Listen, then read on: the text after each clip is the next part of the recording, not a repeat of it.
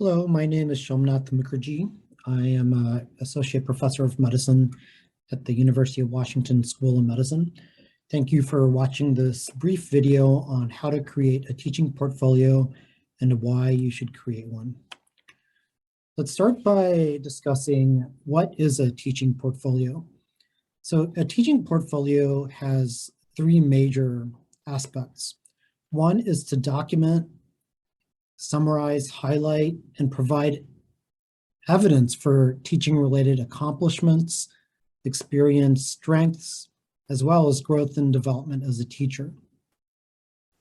Secondly, the teaching portfolio provides evidence of teaching proficiency and evidence of innovation in teaching.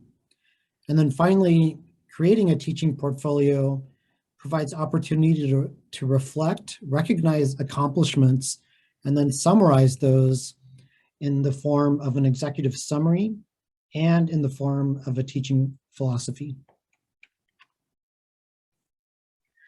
Why should you create a teaching portfolio? For folks who are in the clinician scholar pathway, it is mandatory to create a teaching portfolio for promotion. For others, it is helpful when applying for roles in medical education as a teacher or an educational leadership position, and also for faculty who consider themselves to be educators, regardless of what pathway they are in. It could be helpful at some point in their career in applying or changing roles. And it's also congruent with the identity of a faculty being a clinician scholar. The objectives in this brief talk are for the participant to distinguish between three narratives, specifically the executive summary, the teaching philosophy, and a self-assessment. The self-assessment, it does not go in the teaching portfolio, but goes in the promotion packet, but kind of goes along with the other two narratives. The second objective is to encourage you to put everything into buckets to organize your educational work. And the third objective is to gather evidence of teaching excellence and educational scholarship as you do it, so that it's not a huge challenge to try to gather all the information when you're trying to rush to put together a teaching portfolio. So I'm going to share 4 pieces of practical advice today as we go. And the first advice is you really should start on your teaching portfolio now and start gathering the evidence of scholarship and evidence of teaching excellence. But if you don't start on it now, at least give yourself lots and lots of time to put it together when you actually need one, because it ends up taking far more time than you think it will. The teaching portfolio has the sections that are listed here. These are all mandatory sections. And in addition to these are 4 optional sections. Among the optional sections, I think the mentorship section probably should be more in the mandatory section for most people who are in the clinician scholar pathway, and probably most people who are in any of the pathways. The sections that we will discuss today are the executive summary, teaching philosophy, and teaching activities and roles in educator. The other sections that aren't bolded here are more self-evident and easier to create as you go. Additional parts of the teaching portfolio are listed here, and these are mainly promotion related, and I'll touch on the other materials at the end. Starting with the 3 narratives in the packet, those are the executive summary, teaching philosophy, and self-assessment. The executive summary goes at the beginning, and the point of this summary is to say good things about yourself. Look for patterns or trends in your educational career and see if you can describe a flow to your teaching career. It really is a great opportunity to reflect and recognize your accomplishments. Here's an example of the structure of an executive summary. I'm grateful to be a clinician scholar in the Department of Medicine, University of Washington School of Medicine. This teaching portfolio summarizes my journey from first-year attending physician in 2007 to my current position. And then in the rest of the executive summary, I described ways in which I've grown as a teacher, someone who creates innovative curriculum, and someone who does faculty development. The second narrative in the teaching portfolio is the teaching philosophy. For this, the faculty members should think about how you teach and why do you teach that way? What are your guiding principles as a teacher? What makes you an effective teacher? Here are some examples of teaching philosophies. My teaching philosophy centers on three main components: trainee progression, focus points for lectures that advance care, and portability of teaching and learning. Another example is shared here. My goal as a teacher is to create a supportive learning environment where students feel safe to explore their limitations, develop their clinical reasoning skills, and foster their strengths. Finally, here's a third example. As I reflect on what lies at the heart of my teaching philosophy now, the answer is obvious: a humanistic, welcoming, and positive learning climate. I believe that if learners are treated with honesty, kindness, transparency, and respect, they will be in a place where they can learn and grow immensely. So I'd suggest taking a minute, you can pause the video, and think about how you teach and write down some notes for yourself. What are your guiding principles? What makes you an effective teacher? Why do you teach that way?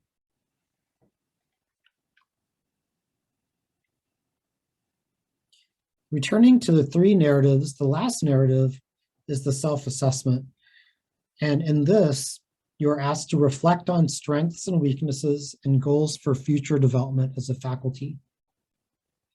Again, this is not required in the teaching portfolio, but is part of a promotion packet. And you can read one self-assessment here, which is summarized with just some of the bullet points that came from a page-long from a page-long self-assessment.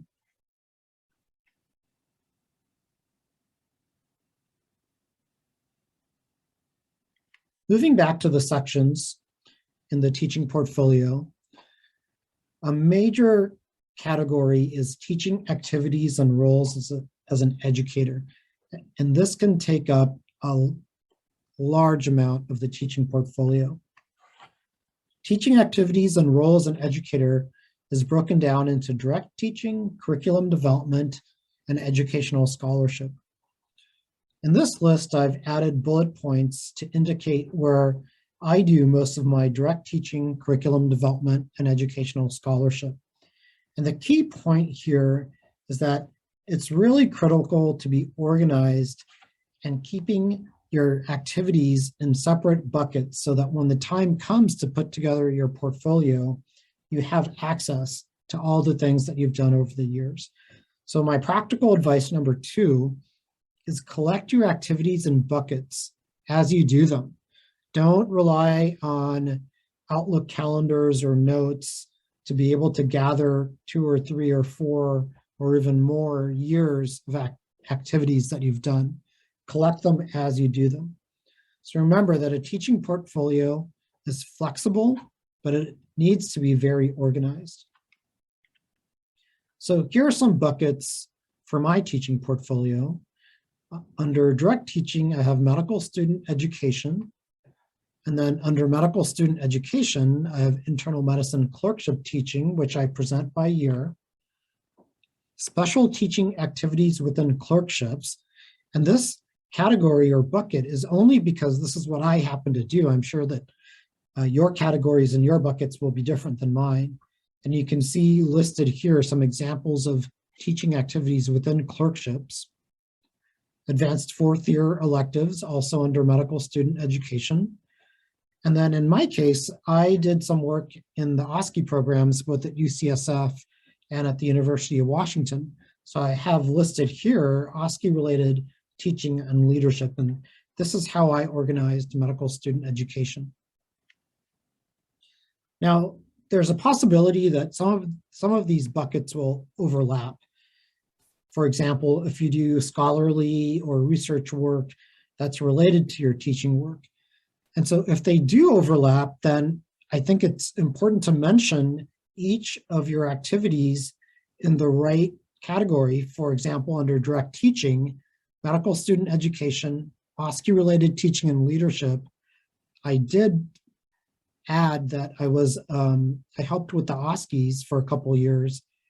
And then there was a project that I did that ultimately was published on video augmented feedback. So that I just mentioned there under direct teaching, but did not put all the information there. So again, I'd like to give you an opportunity to take some notes, make your direct teaching buckets, and write down teaching activities. And as you write those down, reflect for a minute, do you have those evaluations for each of those teaching activities that you did? And you can pause the video here for a minute if you'd like and start making some notes. So I described an outline of types of teaching and how I would break down each of the different types of teaching under each of those categories. So what actually goes into those lists? Well, it's what you did, how much you did, the quality of it, and any improvement if there was any. And the key point here is to summarize what you did, how much you did, the quality, and any indication of improvement. So I have a couple examples here of how you can document your direct teaching. So this is from a colleague, and they have described what they did. And then the second arrow describes the content and quantity of what they did. And then finally, the quality of what they did with evaluation information. Here's another example where I summarize, this is from my teaching portfolio, my overall trend of scores that were, as I said before, on the low side to start with, and then improved, which I thought was an important aspect of my career that I should highlight in my teaching portfolio. And again, a couple more examples.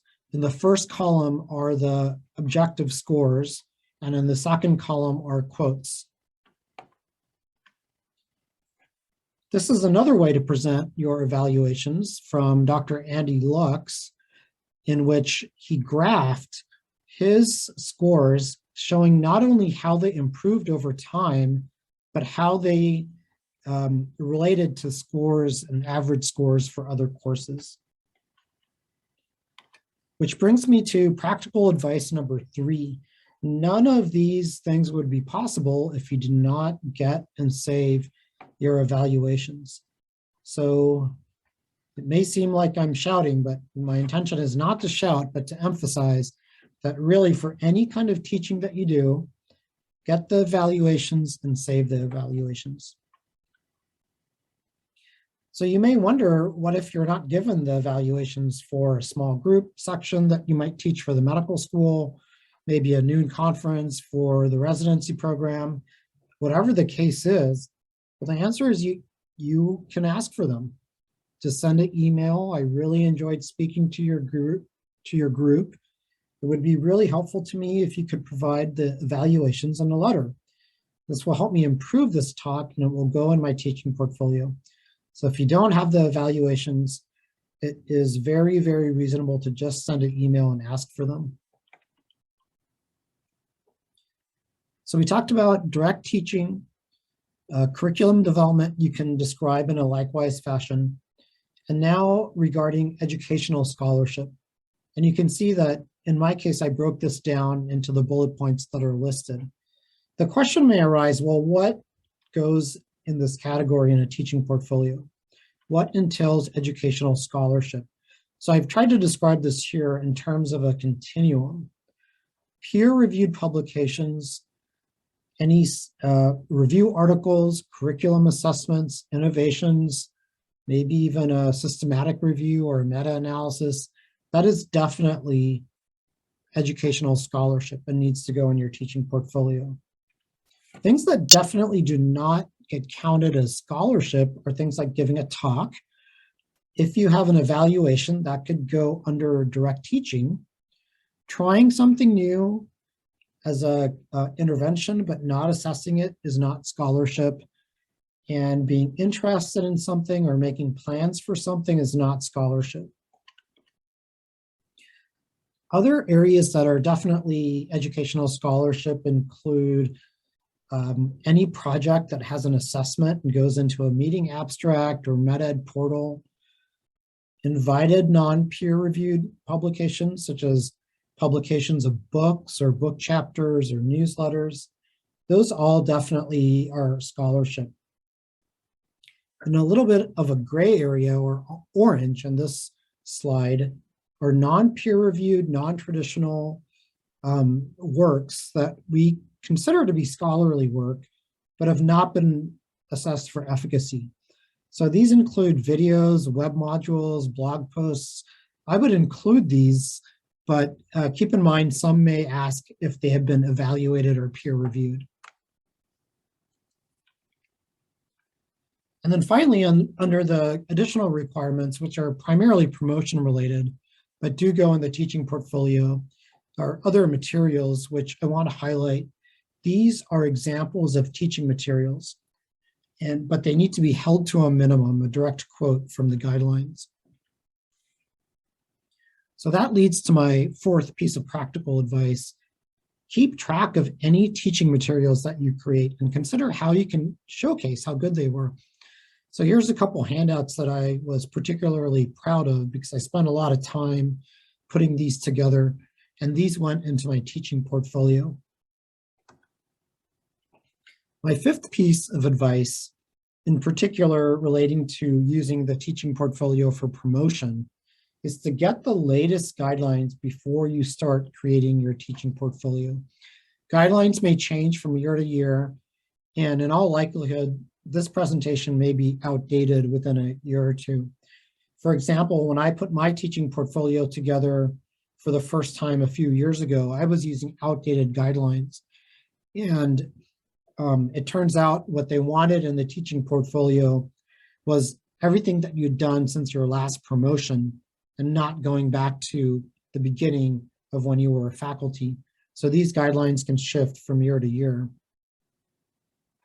I'll also point out that when I was going through the requirements for my promotion packet, I was going through top to bottom on this checklist, which is pretty involved and pretty dense.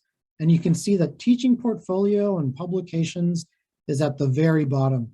So if you're slogging your way through this and you get to the teaching portfolio at the end, you may not have enough time to get your teaching portfolio together if you did not start collecting evaluations and start work on it much, much earlier.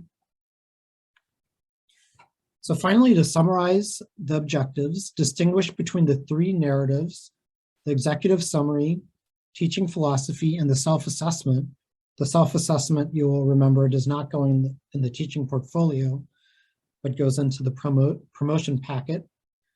Secondly, put everything into buckets to organize your educational work. The teaching portfolio is flexible, but needs to be very organized. And finally, reporting and gathering evidence of teaching excellence and educational scholarship. And 5 tips of practical advice.